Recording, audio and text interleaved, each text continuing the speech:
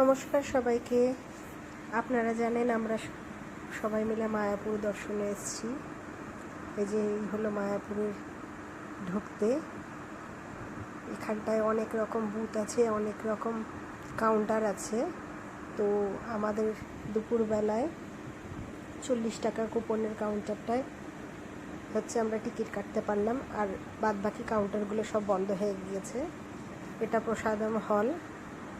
এই যে যাচ্ছি, দেখুন কত লোক খাচ্ছে, শয়ে শয়ে লোক খাচ্ছে। এবার আমাদেরকে বসতে বললো ওই দিক থেকে, প্রথম সারি থেকে। একদিকে লোক খেয়ে উঠছে আর একদিকে লোক বসাচ্ছে ওরা। তো আমরা চলে এসেছি এখানটায়, হাত টাত ধুয়ে এবার আমরা বসে গিয়েছি। আমাদের থালা আর গ্লাস দিয়ে দিয়েছে। প্রচণ্ড গরম ছিল জানেন সেদিনকার, কিন্তু গরমের মধ্যেও এরা হচ্ছে ফার্স্ট খিচুড়ি দিচ্ছিল, কিন্তু অসাধারণ সব খেতে লাগছিল। তো প্রথমে জল দিয়ে দিল। খুব সিস্টেমেটিক ওয়েতে এরা হচ্ছে খাবার পরিবেশন করছে। এত এত লোক খাইয়ে যাচ্ছে। ছেলে বলছে খুব ভালো লাগছে দেখে, হরে কৃষ্ণ নাম নিচ্ছে ছেলে। তো আমরা এখন বসে পড়েছি।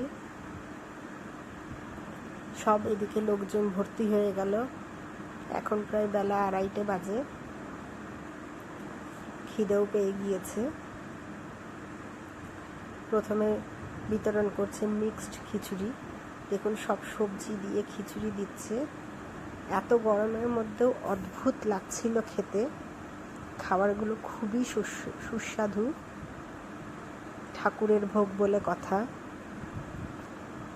ছোলা, তারপরে সবজি, মিষ্টি কুমড়ো, পাঁচমিশালি সব সবজি দিয়ে খিচুড়ি দিয়েছিল।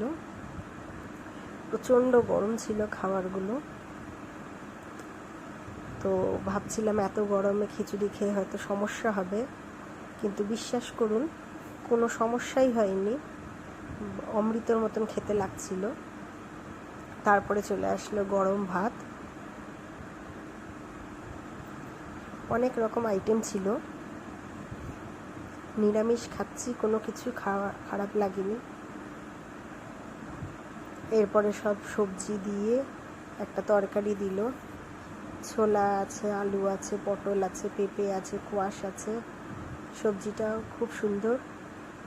এখন চলে আসলো ডাল আর মিষ্টি কুমড়ো তো একটা তরকারি। অনেক রকম আইটেম থাকে, যত চাইবেন তত পাবেন। 2 রকম তরকারি, 1 রকম ডাল ছিল। এখন পরিবেশন করছে হচ্ছে চাটনি। আমের সিজন এখন, ওই জন্য আমের চাটনি এখন পরিবেশন করছে।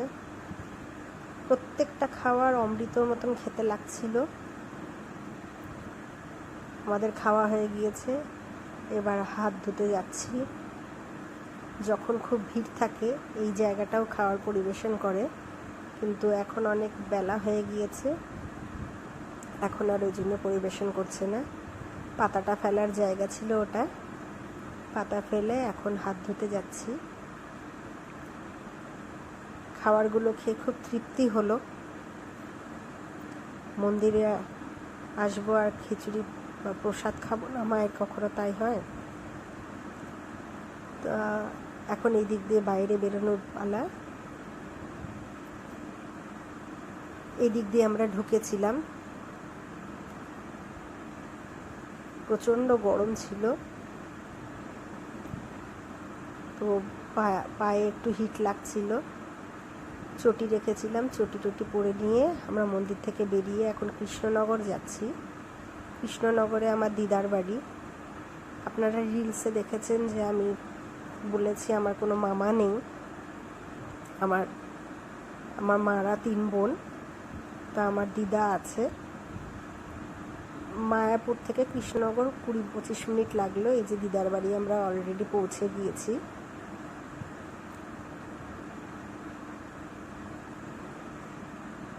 এখন গাড়িটা এখানটায় সাইড করে রাখলাম।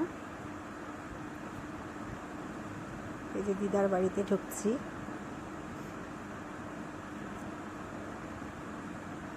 4টে মধ্যে পৌঁছেও গিয়েছি।